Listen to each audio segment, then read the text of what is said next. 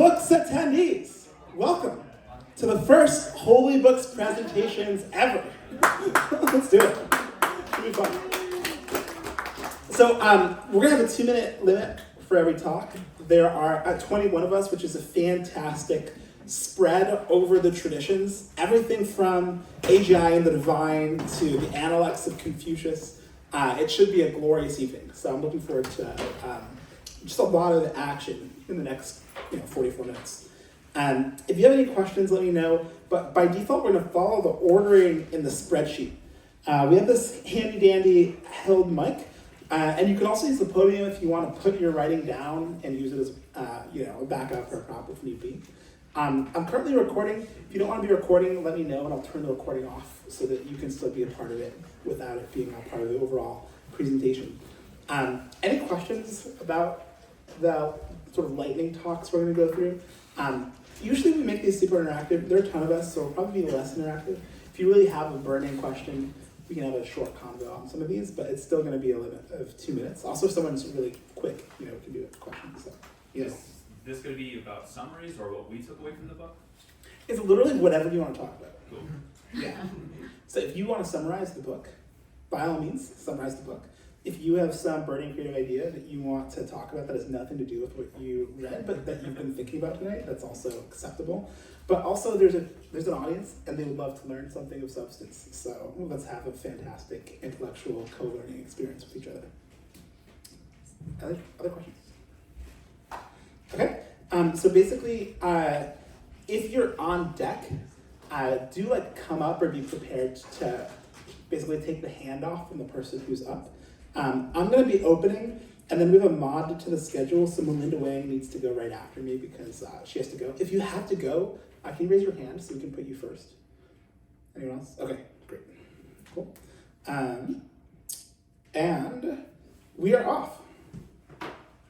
So I guess I will start a timer. By the way, if my timer goes off and I softly ask you to come down, it's not personal. I love you. It's just there are a lot of people who got to move through to make sure that everyone gets a chance to speak. So, and I would love to hear you talk forever. So, all right, 2 minutes on clock. Oh, where is it? Okay, I read Tales of the Turing Church. It's a big black book. It's actually upstairs where I was reading it. And it is a comprehensive representation of transhumanism, of the transhumanist frontier. And my central creativity idea here is what I'm calling the Nixon scale, which is the Kardashev scale for the intelligence age. So what is the Kardashev scale? It's this sort of question about civilization energy levels. So what does it mean to be a level 1, level 2, level 3 civilization is whether you use the energy of your planet, of your solar system, or of your galaxy. And for intelligence, the scale is actually about the sort of level 1 where you have a super intelligence that is self-aware to improve itself. So that's where you sort of start off. But level 2 is where you can accurately simulate with high fidelity your reality. And level 3 is where you're simulating realities of all possible universes. So you've achieved some ability to create this comprehensive world simulation. And so this bleeds into the ability to create, not just the ability to know, but are kind of objective metrics that multiple civilizations may run into. So whatever alien civilization you meet, they're still ensconced in this universe and can still have goals that look like this kind of scale. The book talks a lot about the simulation hypothesis and its history. It talks about Bostrom and how he clarified it into this sort of 3-point representation, which gave it a lot of traction, and how the simulation hypothesis was popularized by Elon, and books and movies have been written and created around it. But there are so many ideas in my mind that are like the simulation hypothesis, but that have not gotten the same play, the same amount of attention and sort of sense of substance. So I wrote up a lot of other ideas that I'd love to give traction to, but I don't have time to talk about them. So ask me after or read my document. Right? And actually, yeah, every time someone finishes, give them a great round of applause. Okay, Melinda was scared and ran away. Matthew, you are up. Mark, you're on deck. All right. Hi, everyone. I read Confucius's Annals, so I'll just hop right in. There's 2 topics I want to talk about: meritocracy and the Chinese view of sharing wacky ideas. So the Zhou period was like the first major dynasty in China, and that started around 1000 BC. They had kind of these feudal lords that spread out. 250 years later, like there'd been a lot of, this and that, and now there wasn't as much of a dynasty thing that was keeping it together. And so one of the things that became important in China at that point was the concept of meritocracy, and that basically the entire idea that Confucius promoted throughout his book was that the thing that made a state successful was meritocracy, being open to outsiders, and that the greatest thing a king could do was identifying unidentified talent. That was the number one differentiator between a successful and unsuccessful state. I thought that was really cool. I feel like that's not a huge theme in Western canon. The second thing was there was something that Confucius said that was like, you're not supposed to, it's just not a good idea to share an outlandish idea. Wacky ideas have little value. This was downstream of him saying that one should test their hypotheses, take action and confirm them before they share them. And this was downstream of the idea that one should speak in a way where they're saying things that are valid. I thought this also is very in opposition to some Western assumptions about speaking, that one should basically, if you have a weird hypothesis, you can share it, it's not polluting the air, and that this could also help others share their own experience with that hypothesis, that you can save time, and also maybe they can take it if you didn't like it and test it out. And so I thought this was a very different departure on what the value of sharing ideas and hypotheses, no matter how wacky it was, considered to be there versus amongst maybe ancient Greeks. So yeah, meritocracy and sharing wacky ideas, different in China. So, time for one question. I guess I'm curious, meritocracy seems to be making a comeback with MEI and Elon and all this stuff. I wonder if you feel like Confucius would say something about a sort of social culture moment around equality. He was he talked about open borders are a good thing, that helps you a lot. But he said, I don't know what else to say, except he seems super, super into meritocracy as the major thing that makes an empire win or lose. And he had all these stories where he went to a city and the emperor just wasn't worth his time, and so he just left. And that was most of his life was just leaving places that weren't good enough for him. So yeah.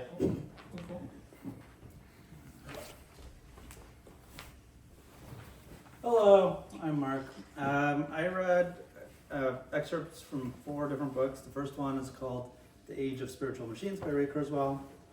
This is a book he wrote in '99 where he talks about is transhumanism related. The chapter I read was about 2099, and the concept was that there's a character from 1999 talking to a character from 2099, and it's hey, look, you from 2099, your life is so different, and then the 2099 person is talking about it. Some highlights, the main highlight for me from that one was on in this world, people are made of nanobots, so we've transcended the human body. We're made of nanobots, so we no longer have the limitations of the human body and how it dies. Diseases don't exist. Experiences are simulated, so you might still eat a pizza, sort of in a virtual reality, and you might still feel the digestion of it, but you don't have the bad things like indigestion. I read Ray Kurzweil's Transcend, and it was very similar on that. An interesting little excerpt from the beginning is he says, it's a quote, you know what they say the modern version of Pascal's wager is? It's sucking up to as many transhumanists as possible, just in case one of them turns out to be a god. Which was fun. I have 30 seconds. I'm going to skip to The Varieties of Scientific Experience by Carl Sagan. I read the chapter called The God Hypothesis, where basically he's saying here are why people think there's a God, and here's why I think there isn't. Two highlights. One is that when we hear things like Einstein believed there was a God, Sagan says that Einstein's view of God was basically just a summation of all physical laws.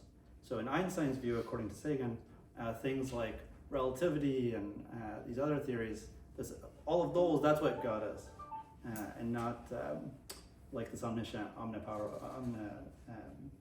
omnipotent God and so on. All right, my time is up. Very nice. What was the book? That one was the varieties of Of scientific experience. scientific experience. Yeah. Okay, Wenqi Shao. Hi, I'm Wenqi. I read the Scientology book by Ron Hubbard because I never actually looked into what is Scientology. So it's very interesting. Their whole framing is that like the goal isn't to free individuals or like to reach any sort of nirvana, but they kept talking about life as a game, and the goal here is just to be able to play a better game, and that you're able to like estimate the other players in it better. So a lot of it's also around like we are all subject to cause and effect, and like all the anxieties and upsets in human relations come from an imbalance. And I think they're much more like take responsibility for your life, create the things you want to see, so be the cause rather than the effect. And then there are similarities with like they also talk about the individual being as 3 parts: mind, body. They call it Thetan, which is I think spirit. And the spirit is like the most senior one. And then they said thought is entirely knowing and not knowing and all the shades of gray in between. Then I didn't get too much for them. But I've always been very curious where they get all their money from, which they don't cover in the book. Was he a good writer? It was okay. It read a little bit like a self-help book, if that makes you a good reader. Did you say the quote on the thought is, what was the quote? It said thought is entirely knowing and not knowing and shades of gray in between. Okay, yeah. So And- both something and the opposite and everything else in between, so basically everything and nothing. Doesn't Yeah, you got it. I resonate with the sense that the thought is much broader than the specifically linguistic instantiation, and that breadth captures the paradoxicality and the nuances and the details in a way that is typically hard to express. So you express it with a paradox to prove to the person that they don't fully understand everything that you're trying to say. If you've been audited, you can help us. Yeah, we got you going. You're too many Thetans to understand it. All right, for Scientology. Okay, Raj on the Bhagavad Gita. Hi, I read Bhagavad Gita, and for the person who's not familiar with it, it's a story of how Krishna gave a message or teachings to Arjun. And Arjun was in the middle of at the start of a war between 2 clans, and they were related. So Arjun basically looked across the battlefield at his cousins, and he basically lost heart to fight with them. And his thinking was like, what exactly is it worth for me to win this war if I'm losing my family? And then Krishna takes him, and then they go in the middle of the battlefield, and that's when Krishna gives him the message of Bhagavad Gita. And the basic message is yourself, which is basically what, and the actions that you take, which is karma, and the thought behind that karma, and your desires in relation to that karma, like you're performing a karma, but then you have these desires to achieve something, you are pursuing some results. Krishna's message was that you should perform your karmas totally selflessly and for the greater good of everybody, because you are part of everything. You're part of, the whole message that you are part of a greater everything, and everything is part of you. So your actions should always be, whenever you perform them, should always have in your mind space to think of everything, that you're doing it for the greater good. And second thing was the whole desire to achieve something through your karma. Krishna's message was that you should be totally detached from the results. The results of your karma is not upon you. You are just there to perform your karma selflessly and to perform it for the greater good of everybody. So that was the basic message of the 5 chapters that I studied. Any next question? I don't know if you. Oh, go ahead. Should I ask questions? If you want. I don't know. Parents gave us. I don't know if you know, but like, does this idea of like karmic, like just do your duty and you will help society extend like to even the lowest castes in this system, and like, are they assume like that their actions are helpful in some way? and they're doing like they're In the gonna first 4 chapters, there's no mention of caste, so I don't know what to say about the caste. But the whole message is just not just do your duty. No, you have to perform it with your full, like your entire being. It's just like being in the moment and perform your karma with your whole heart. But do not get attached to the results of it, and do not like go off like, oh, I'm performing this to gain some money or some wealth, and those things should be like you should be totally detached from. So that's the message of performing your karma in an honest, selfless manner. Very nice. Faris with the Gateless Gate. All right, so yeah, I decided to read The Gateless Gate by Koun Yamada. I always like short, pithy wisdoms because they're easy to summarize and understand. One short story was called Not the Wind, Not the Flag. I'll just read it out because it's very, very short. The wind was flapping a temple flag, and 2 monks were having an argument about it. One said the flag is moving, the other said the wind is moving. They argued back and forth, but could not reach the truth. The 6th patriarch said, it is not the wind that moves, it is not the flag that moves, it is your mind that moves. And the 2 monks were struck with awe.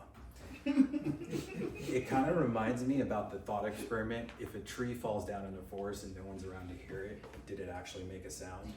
And the reason I was so drawn to this short story was because religion, and often reality, is all based on perspective and one's understanding of reality and of religion. So you're kind of challenged to consider the relationship between observation and reality, both in the Koun and in that thought experiment I mentioned. It emphasizes that what we perceive as reality is often a construct of our minds. Religion often addresses existential questions and seeks to explain the nature of reality, existence, and the divine. Perspective plays a crucial role in how individuals interpret religious teaching and experiences. Personal religious experiences can vary greatly as well, shaping one's beliefs and understandings of spiritual truths. Different denominations and faith traditions interpret sacred texts differently as well, highlighting how perspective influences religious doctrine and practice. Also, cultural individual backgrounds can affect how religious stories and teachings are understood and valued. So that was all. I just thought that was interesting.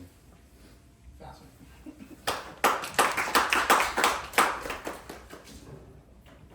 Fantastic. Sam, In Search of the Miraculous. Alright, so yeah, I read a book called In Search of the Miraculous.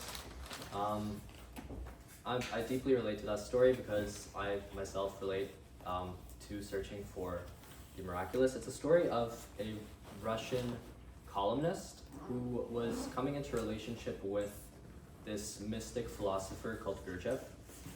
And he's a, he has some very wacky ideas, which, I mean, he's very deeply trained within Eastern traditions, and then he also has a lot of Enlightenment values and a lot of more modern, or maybe modernism values, which I find compelling because it's an interesting synthesis of the two.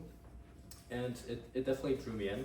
So a few of his ideas are that he sees every person as a machine, that everyone is driven by external influence, and that every person who is searching for the miraculous is actually searching to escape, and that to escape, he basically said that no man can actually do anything, which I found interesting, and that everything actually happens. And I feel like this speaks to like a Buddhist idea of the moment, or that like gaining sort of this knowledge of sort of the present moment. And he also has his own language and system of language and understanding. So like one word which is central to him is this idea of understanding, and that experiences effectively transcend language. And so I think that he's pointing to this idea of the ultimately transcendent, and he proposes that there's also a cosmic structure to things, such that the sun has some form of divine knowledge, and the earth is on the path to that. Although, time's up. Time's up. Mm-hmm. Yeah. Okay. Good stuff.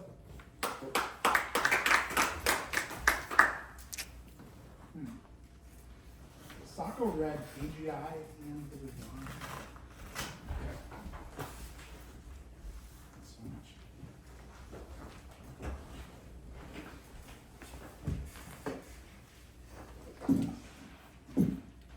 11.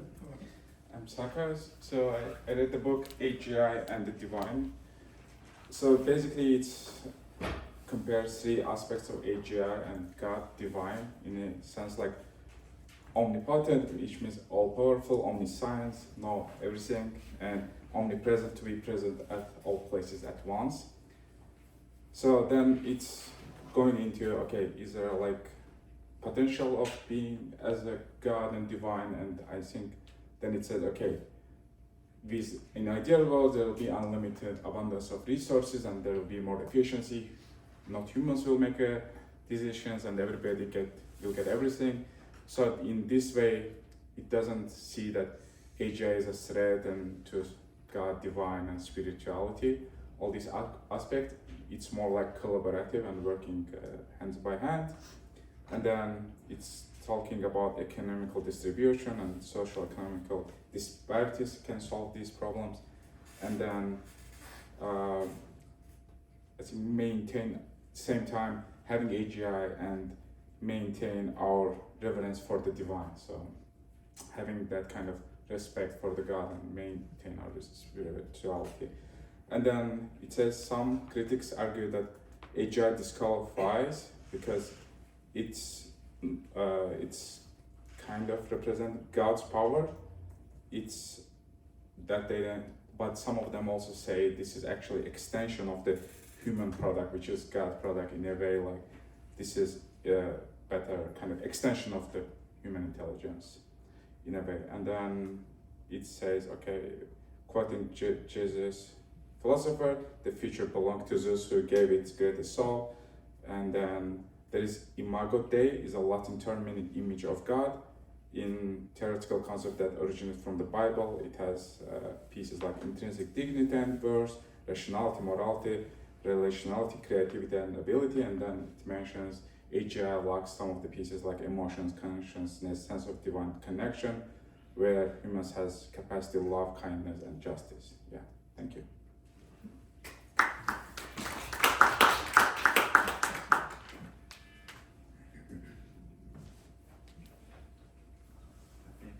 Matt Allen, who read Deugenesis. Hi, I'm Matt, and I read Deugenesis. I happened to open up to a random page and happened to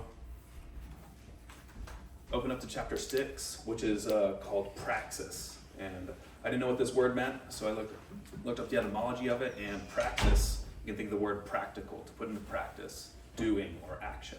I thought this was really interesting, the steps of how to do this. And another thing I've been thinking about lately is how the steps of essentially backpropagation can be used for learning in your own life and how you should go about that. The 4 steps of that essentially: forward propagation, you make your prediction, you get your ground truth to see how correct you were, you see how far off you were, and then you update your weights by going back through and figuring out how much to change your past behaviors. And in this, it outlines pretty much the exact same thing, which I thought was really interesting, really, really cool. Take canonical success personality traits. That's your ground truth. Ask yourself if you're the living manifestation of them. That's you essentially making this prediction. When not, ask why. That's calculating your loss function. Excuse me. Let's see, there's a few other things that it talks about here. Tell yourself every aspect of your life is great, one by one, noting when you feel dissonance. I love this experience. This is how you can really get into touch in your life and see, okay, yeah, actually, I don't feel like I'm a great romantic partner, or I don't feel that I'm doing good in my business life right now. When you feel that, that's when you have real world feedback of what it is that you're not doing. 2 minutes already? Holy. Like 2 more sentences. Okay, Oh man. Okay. So I'll go to the update rule. I think that was the most interesting one.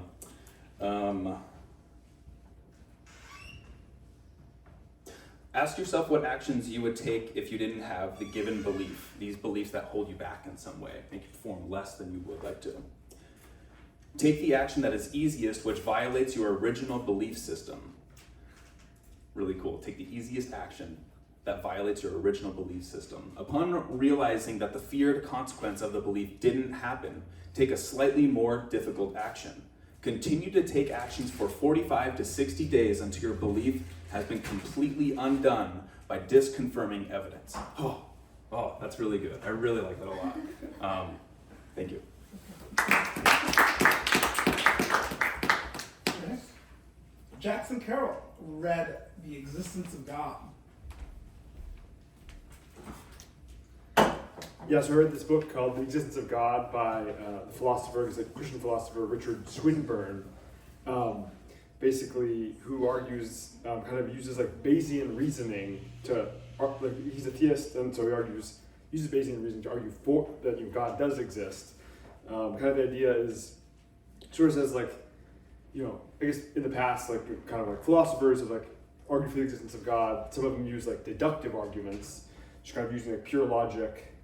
Just like have premises, conclusions, and just see if premises follow from the conclusions, and the conclusion would be God exists.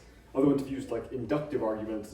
It's like there's a greater probability that God exists. We have like sort of empirical evidence and some other reasoning, sort of would make you think God would exist. So like deductive arguments would be like the ontological argument, kind of stuff like God like is like a perfect being and like existing is a perfection, therefore God exists. It's like not an empirical argument, just like kind of pure logic. But maybe the empirical ones are like the cosmological argument, kind of like you need God has to exist to be like the first cause, or like fine tuning. You need something to fine tune the universe for life or whatever. But Swinburne, I guess, like wants to take all like kind of the inductive empirical arguments for the existence of God and like add up their probabilities. I guess he thinks that like usually people take arguments for the existence of God as like individually, but he thinks, I guess if you're a Bayesian or just maybe rational in general, you should combine them all into your worldview and then I guess like use Bayes' theorem to see like if it's likely. But it's kind of does seem like people critique this. It's like pretty easy to kind of like sort of push it together. So like it seems like it's more probable.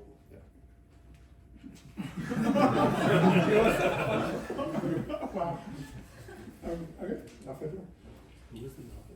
Richard Swinburne. Yeah, Lou is going to talk about alien information theory. Hi, so I am reading this book called Alien Information Theory, Psychedelic Drug Technologies and the Cosmic Game by Andrew Gallimore. So in this book about psychedelic information is quite interdisciplinary, as you can expect. So it explores the nature of consciousness and reality. There are many Terence McKenna quotes sprinkled throughout the book, so it's such a treat because it's just always fun to read quote, but also this book is heavily inspired by Terence McKenna's theory. So there are a lot of like let's say speculation that's probably not based on like real like hardcore double-blind science, but it's inspiring. And also I would like to especially comment on the graphic design and the layout of the book. It resembles both retro video games full of grids, so considering the unique grid-like patterns of like DMT and other psychedelics while you're tripping, this is quite appropriate. And also I found this book enjoyable to read, and it offers inspiration about the nature of the mind and reality. So also the unique graphic design enhances the reading experience, and I appreciate the idea of hyperspace. So I think we see the things about hyperspace in a lot of sci-fi and also a lot of tweets on social media, but it's a concept that I really like.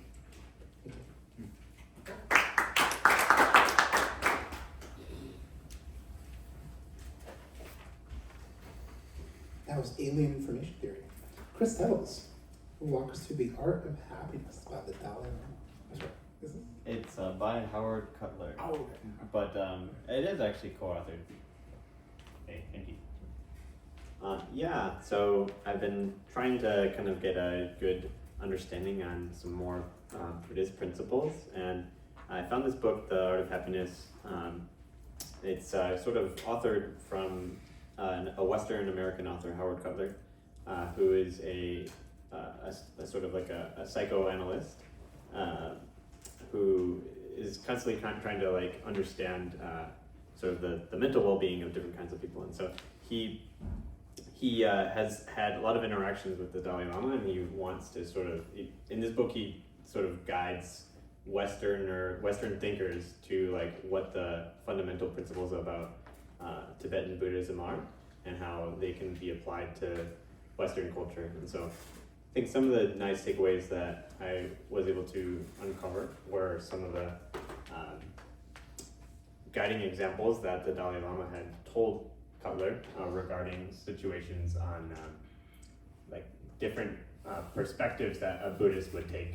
And so Cutler, specifically, there was an example. Cutler asked the Dalai Lama, like, how would you understand this person who continually makes decisions that result in their suffering on a day-to-day basis, and they continue to go back to these decisions?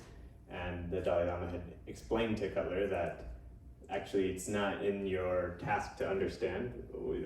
I would never understand. And actually the problem that maybe you should reconsider is like you should go back and think that you don't actually need to understand this to begin with.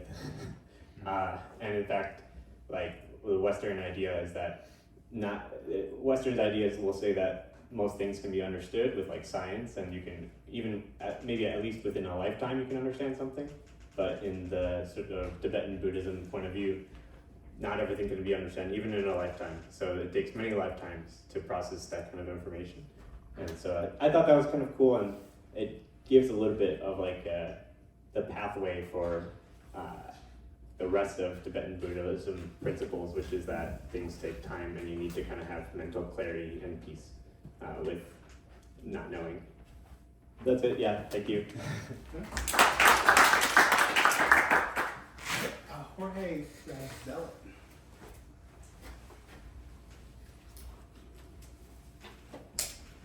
So I read The Zealot, The Life and Times of Jesus of Nazareth, and it's basically just pure blasphemy, just deconstructing Jesus as a zealot, a revolutionary of his time. And so it kind of walks the arc of Jerusalem is actually an extremely like religious, zealous theocracy, and it has this deep desire to like find a Messiah. So in like 60 BC, the Romans take over Jerusalem, and like Jesus is born dirt poor in Nazareth. Like he probably didn't actually go to the temple and talk to people. He's probably illiterate. He probably like grew up just hearing about this Judas character who gathered revolutionaries, like stole from the nobles and the people supporting Roman rule, and saw him be beheaded and entire town be massacred. And he like was probably part of, in his carpentry job, like helping rebuild that city and things like that. And then Jesus like was just a zealous revolutionary who just kind of came into the temple, like messed it up, led this huge congregation to the center of Jerusalem, extremely brazen, and was just executed. And so the question is, why did future Gospels, because Gospels were written in like 80 AD to 120 AD, and so it was like 40 years after Jesus' death. So the question is, why is so much of this revolutionary zeal kind of not there? And the book makes the argument that in 60 AD, a lot of this kind of revolutionary ideal came to a boiling point, and the Jews actually revolted against the Romans and succeeded, and actually ran their town for 4 years before they were basically decimated by the Romans and just extremely massacred. And the entire town of Jerusalem was kind of destroyed, except for a small amount of Jews. And so they wanted to kind of move away from this kind of revolutionary zealotness. And so like he said Judaism also changed, and then Christianity also became much more of this like peaceful shepherd kind of character. And I think this entire arc really resonates with me because I also like looking at Jesus as like a philosopher of his time, like kind of a particular person just caught up in this grander narrative of religions, and like Jesus as a person who just came out and like had these moral sayings, looking at his specific teachings. So I really resonated with that approach of Jesus as a God among men. We should respect him.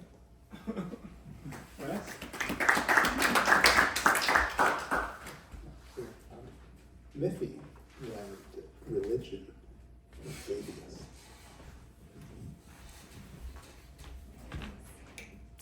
Hi, I read the book Religion for Atheists, which is funny because I would call myself the opposite of an atheist. And that's not always been the case for me though.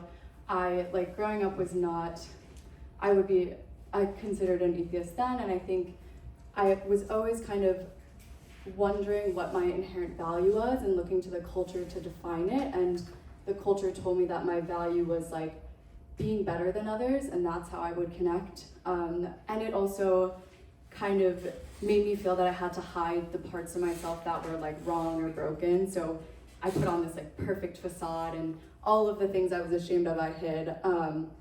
And that led me to, funny enough, like go to school at MIT when I'm like a humanities person. So like that's kind of the trajectory of my life. And then I ended up realizing like, wait, what's the point? I'm so like devoid of meaning. I'm really sad. I'm like so disconnected from myself.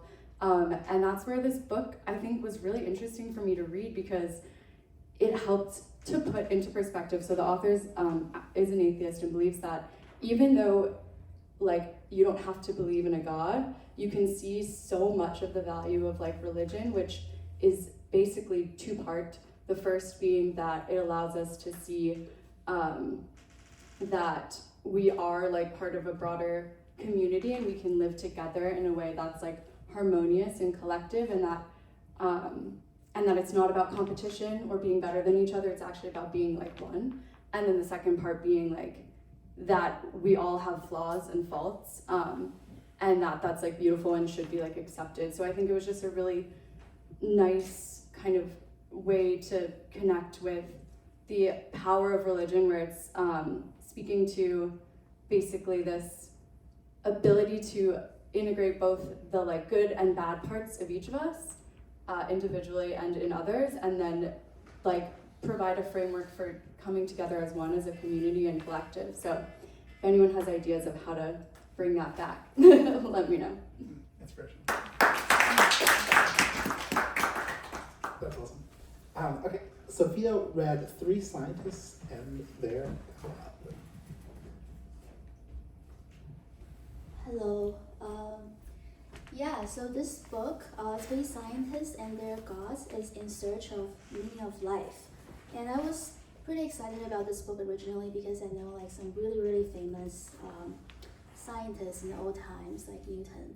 In their later life, they all kind of turned into theologists. So I was like, okay, what are some interesting insights from these scientists in God?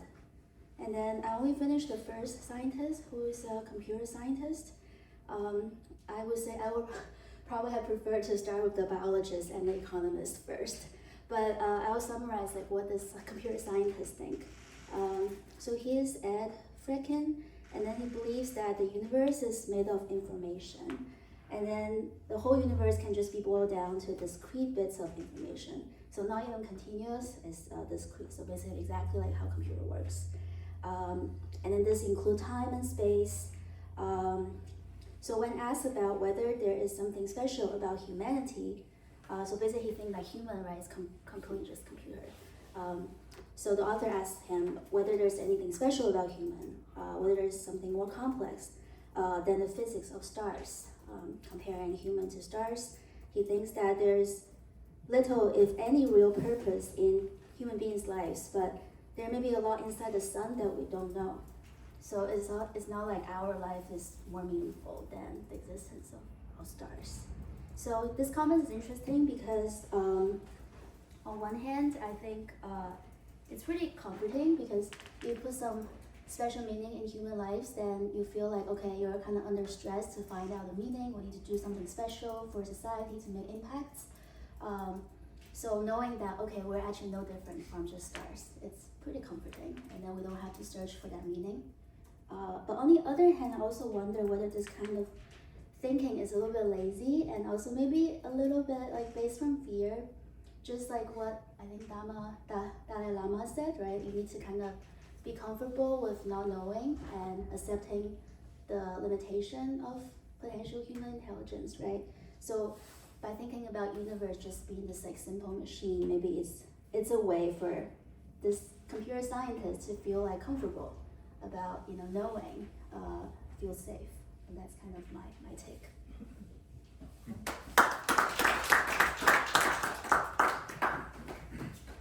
Thank you. Brad, how God works. Hi there.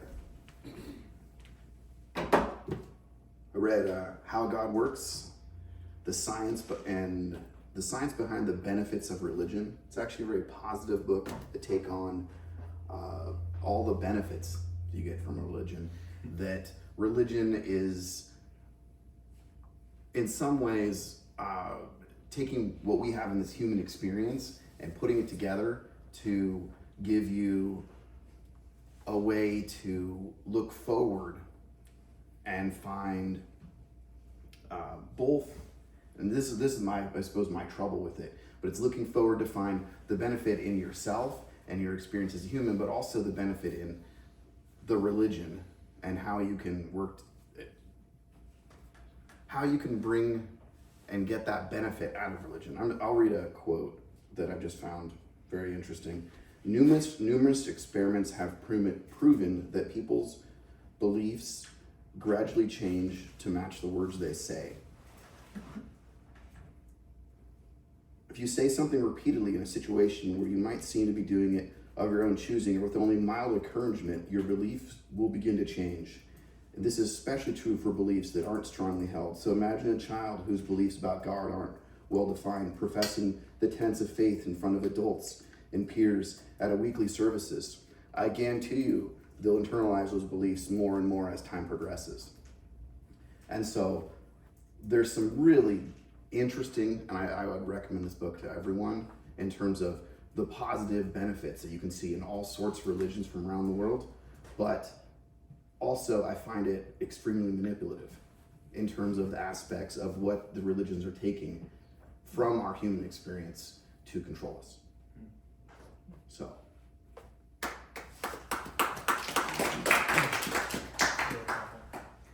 Michelle, on Muhammad.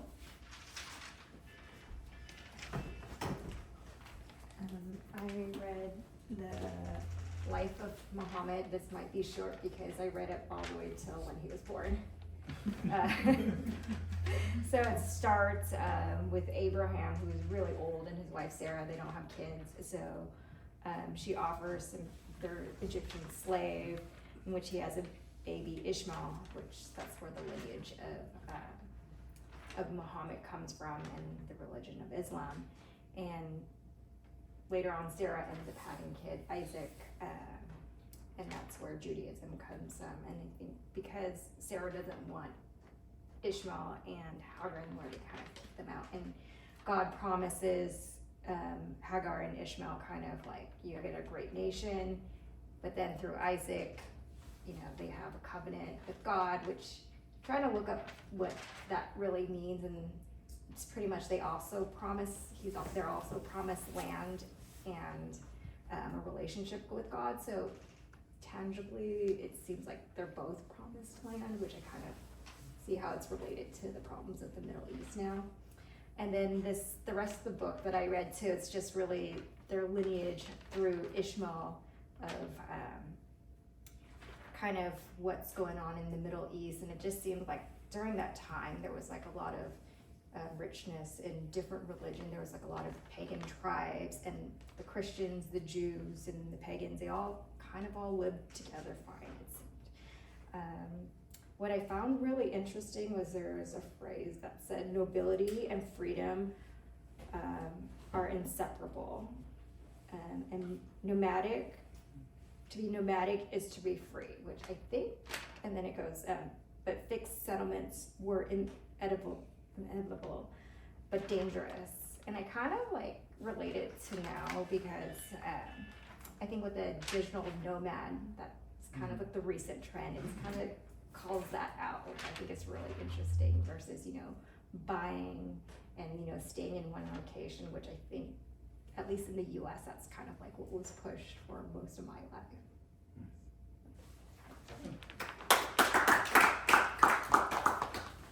Thank you. And last but not least, William Lane, a preface to the new translation of the Torah. Yeah, thank you. So I got here pretty late, so I didn't actually get to read the Torah or even start reading it. I just got through the preface of the new translation of the Torah, but it raised a lot of interesting questions about sacred translation. So first I should say that the Torah is the first 5 books of the Old Testament, so that's Genesis, Exodus, Leviticus, Numbers, and Deuteronomy. They form the core of the Hebrew Bible. And the first question that this short preface raised was I didn't even really know what it was translated from. I knew that the Torah was written in Hebrew, but I didn't know, is there a one true copy? How do we know what you're translating? Where do you go? Translate from what? And it turns out there is an official version, which was compiled over 300 years in Israel between the 7th and the 10th century, I think, called the Masoretes text. And I learned that. That was kind of cool. So before that, there were fragments here and there, and there was a lot of oral tradition, but there was no official version. And so that was the first question that I had to kind of, that came up in my mind, and that I had to do some, it wasn't answered in the book. They just assumed you knew what the Masoretes text was. I did not. So I had to ask ChatGPT that. But ChatGPT knew, and I was like, okay, that's good to know. The preface itself talks about this is a new translation from 1962. The first translation from this publication society, the Jewish Publication Society, was from 1917. And the question they were saying, the question they were trying to answer was why do we retranslate sacred texts? If we have a translation, why would we bother doing it again? And they gave there's a 2-part answer. And the first is that our language changes. So this is, if you want people to keep engaging with text, you're gonna have to update the translation. Just so it sounds more modern. It doesn't seem like this work. I mean, how many of us can really even read Shakespeare anymore? It's tough. It's not easy to do. I don't think we can read Chaucer at all. If you can read Chaucer, I think you're probably specially trained. That's about as far back as we can go in English. In Hebrew, you can actually go quite further because you are taught in Hebrew school how to read biblical Hebrew. But anyway. Yeah, and the second answer, just quickly, the second reason we retranslate books is because our understanding of ancient languages has expanded a lot in the last century or so. So we know certain things like the Red Sea, that is a complete mistranslation. Moses did not part the Red Sea, he parted the Sea of Reeds. So, things like that, they come up. And a lot of these plants, that we call this one thing because that was what they had in Europe when they translated it. Totally different plant, and we now know that. Actually, probably Adam and Eve didn't pick an apple, they picked a fig. But, who knew? Anyway, thank you. A huge round of applause for all of you for presenting. So we've reached the end of the evening, and I would love for all of you to look around the room, find someone who maybe inspired you, who said something of interest, and take a quick moment as we get together, as we're heading out, to just say hi, introduce yourself real quick, appreciate them for what they did, ask a question, feel free to make a connection. If you want, we can hang out in this cozy area and have a discussion, but it's 10 o'clock, so officially the event is over. Thanks a lot for coming. This is the first sort of really public reading night that we've had that's themed. We've had a bunch of reading nights, but they've never been themed before. And so, I guess there'll be another one on mathematics next week, on physics the week after, and philosophy the week after that. So if you're interested, we will be going deeper and deeper into powerful books. Thank you.